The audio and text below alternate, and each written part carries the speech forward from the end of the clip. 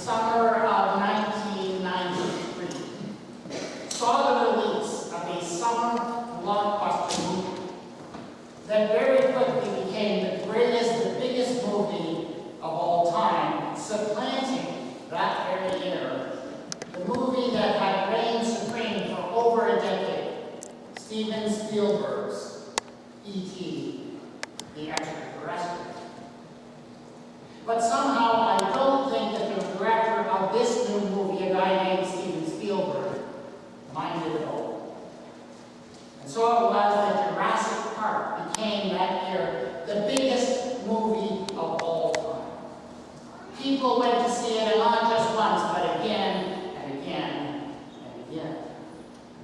But I think it's worth asking the question, well, what was it about this movie that made it such an enormous success? Many people would point, of course, to the special effects. And it is true that this movie took the art of computer graphic imagery to new heights. And using this wonderful medium of computer graphics, it was able to present for the first time ever dinosaurs as real as life up there on the screen, running and jumping and attacking and, well, killing people. So yes, these incredible special effects absolutely blew everyone away. But can you just point to these special effects as a reason to say this is why the movie was such a success? I don't think so.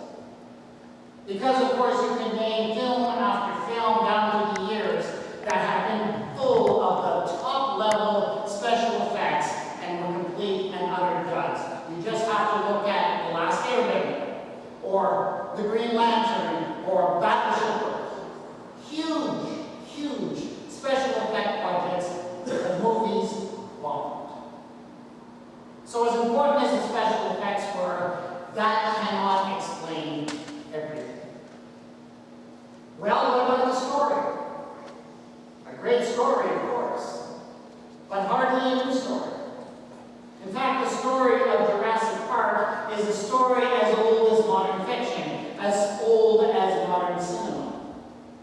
It is basically the story of a man who uses the scientific power that is available to him to do something that everyone thought was impossible. And when he achieves his goal, he revels in his power and creative ability. But then, of course, everything goes wrong. And he loses control of his creation, and mayhem and destruction abound. This is the story of Frankenstein. It's the story of Godzilla and the Fly and just about every other horror story you've ever heard of. It's an old story. So I don't think you can just point to that basic plot and say that's the reason why the movie did so well. I think what you need to look at is the way that the writer of the book, Michael Crichton, and the director of the film, Steven Spielberg, used that basic story. Because it became something rather different in their hands. It was no longer just a story about science, but about a very particular field of science.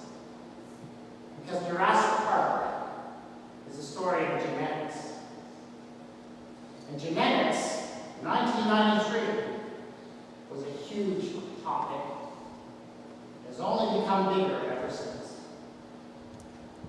When you look at the scientific discoveries and advances that have affected our modern world, I think you have to admit that almost none of them have changed our lives more than the ability to sequence and engineer DNA.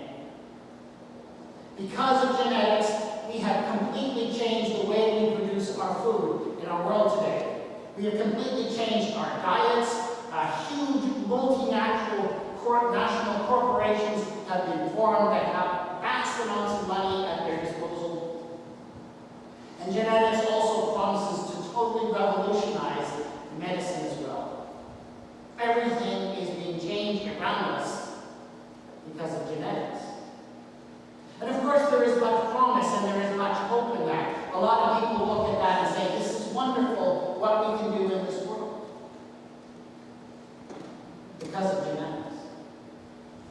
And yet at the same time, there are many who look at that with a great deal of fear. What will we do?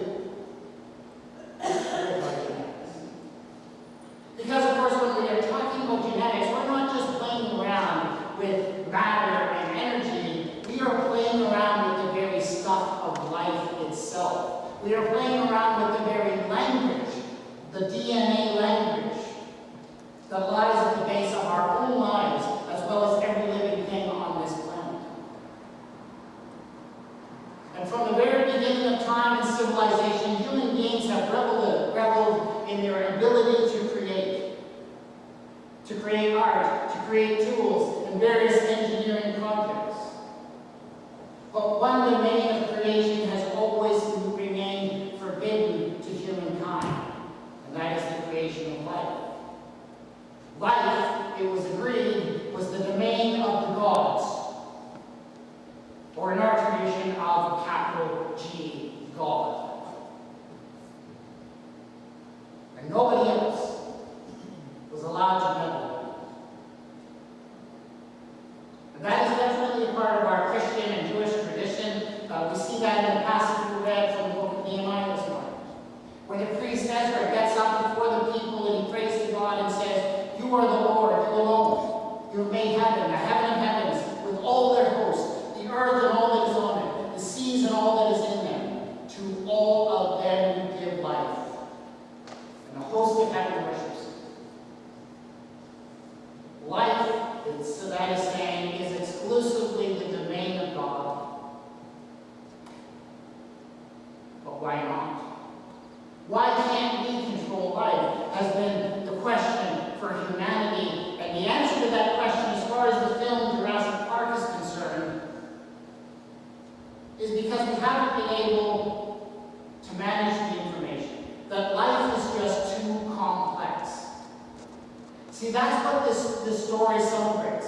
Both the book Jurassic Park and the film Jurassic Park celebrates not so much the ability of modern human beings to extract information from DNA or to engineer and sequence DNA, but the real heart of the whole issue, as far as the book and the film are concerned, is the power and ability to manipulate huge amounts of information. So the heart of the operation in Jurassic Park is the computer system. Banks upon banks of supercomputers that are able to keep track of tons and tons of information. The message of the beginning of the film is that now that using these supercomputers, we can manipulate that much information, even life is no longer outside of the realm of our power. So the movie is about manipulating huge amounts of information. The other side of that, though, is that the movie is also about chaos. Total and utter chaos. And this theme of chaos runs throughout the whole movie. And even has its own character, Dr. Ian Malcolm, who represents the power of chaos throughout the movie. He calls himself a chaotician, and he goes on and on about chaos theory and how everything can and always will go very wrong because of the power of chaos. Now, for us as Christian believers, that word chaos is a loaded term. And it makes us think of the story of creation that lies at the foundation of our faith. Because according to the account of creation, that's how God created. He took the primeval chaos, the darkness upon the face of the earth, and by bringing order to chaos, God created this world and life. That's why, according to the Bible, we cannot create life, because we cannot control the chaos. Well, the promise of Jurassic Park is that now with these massive supercomputers, we can control chaos because we can hold that many variables. So the movie is about controlling information, it's about controlling chaos,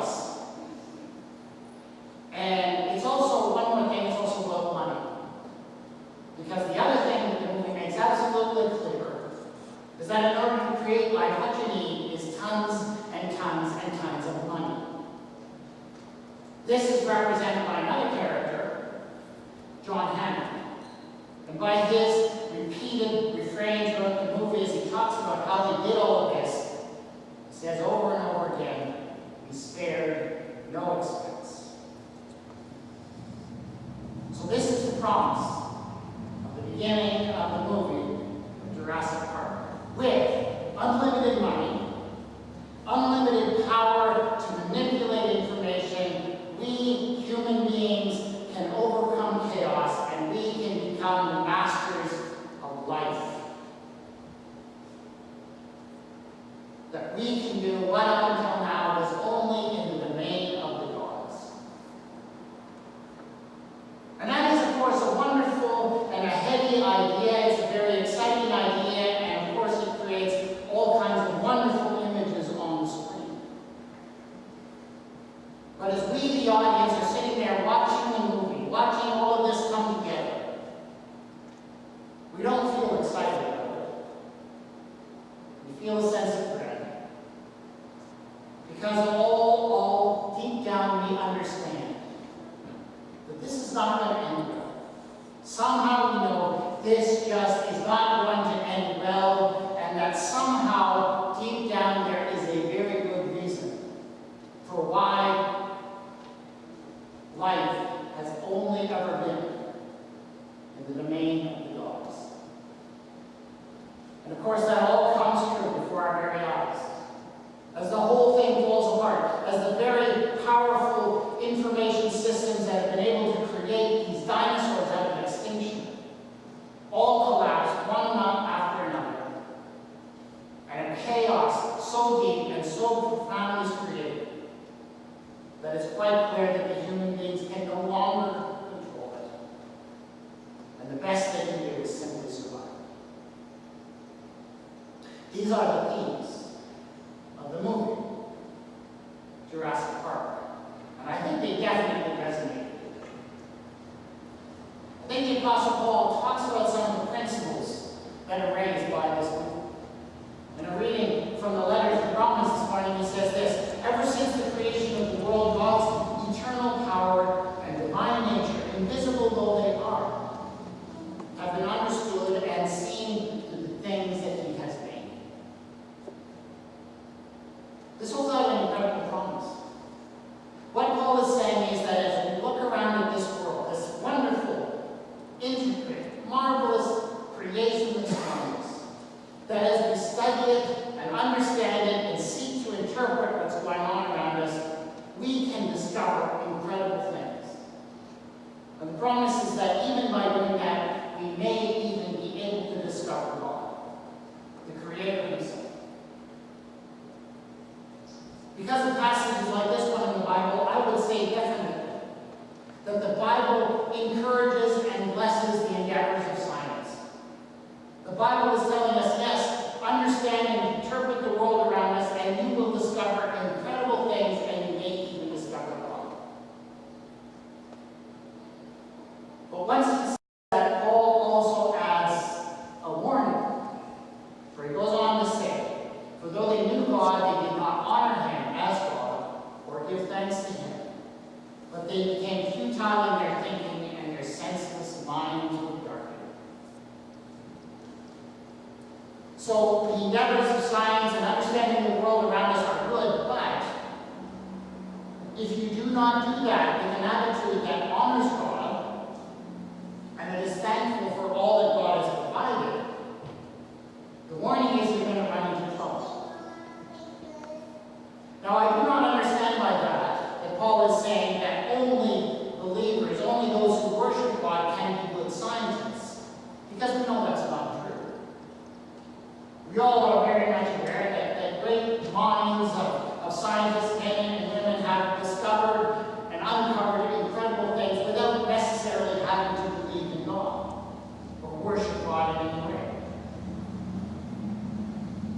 So it's not specific belief that matters, I think, but really an overall attitude. An attitude that respects the Creator even if you do not call that Creator by name.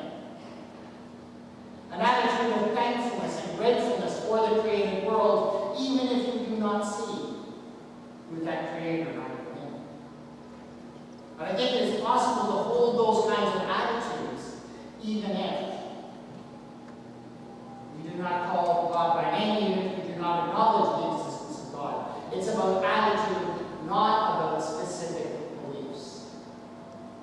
And those who study this world, no matter what they call, what they discover, will discover wonder. Because as we look around us, we see this world created around us in wonderful beauty and delicate balance. We look around and we see prey animals who keep in perfect balance, kept in perfect balances by their predators, so that populations balance out. We see an animal that is created that goes out and feeds itself and feeds its colony, and by doing so, it enables other organisms, plants, to reproduce and spread. We see plants producing oxygen, animals producing carbon dioxide, so that everything balances and that life may continue. All around us we see this incredible, intricate beauty, everything balanced out so delicately. And as we discover that, we should come away with this attitude of wonder and respect for what has been created, and ultimately an honor for the Creator.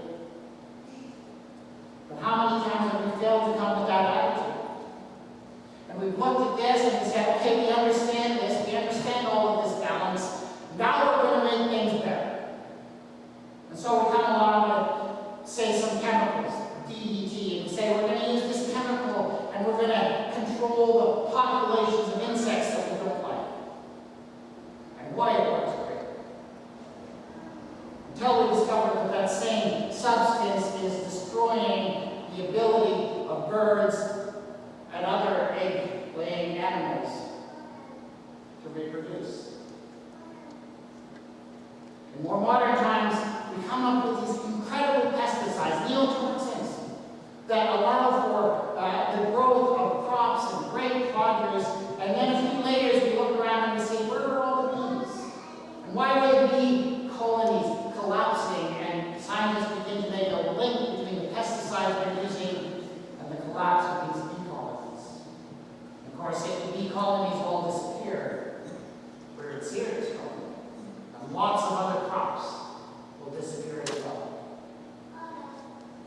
It's enough to make you look around and say, throw up your hands and say along with Paul, claiming to be wise, they became fools. The more we look around and we say, oh, we got this world figured out, we can improve things, the more we prove that we are nothing but fools. That's why this attitude of honoring the Creator, this attitude of thankfulness for what has been laid out around us is so vital. Because it stops us from saying, oh, well, we can just take from this world what we need, we can use it and its resources to profit ourselves and build ourselves up and not have to think about the consequences. When we lose that attitude of honor and thankfulness, that's when we run into real trouble.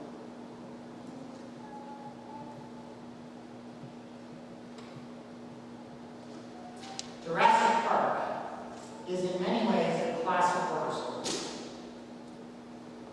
Like so many that has gone before us. But you need to know that the real monsters in the story of Jurassic Park are not the T-Rex or the Velociraptors.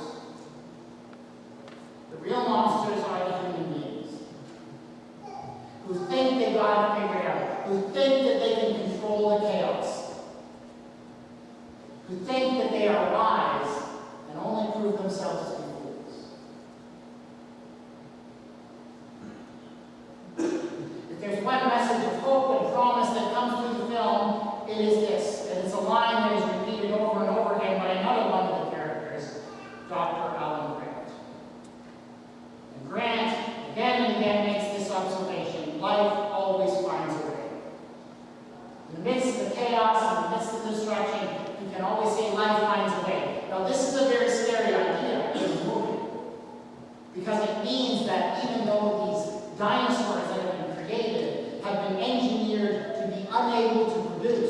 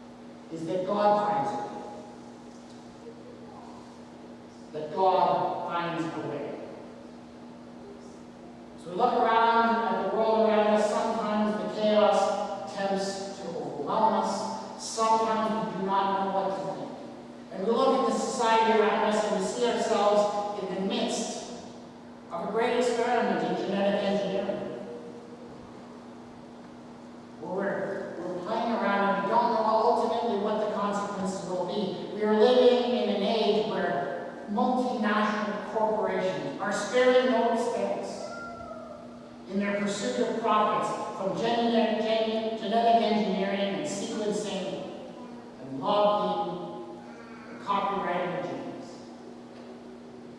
And as these corporations lose control of their creations, and they are losing control of their creations, we don't know what will happen. But ultimately, I have hope because I believe that God finds a way. God, the Creator, built into the creation itself an option for life.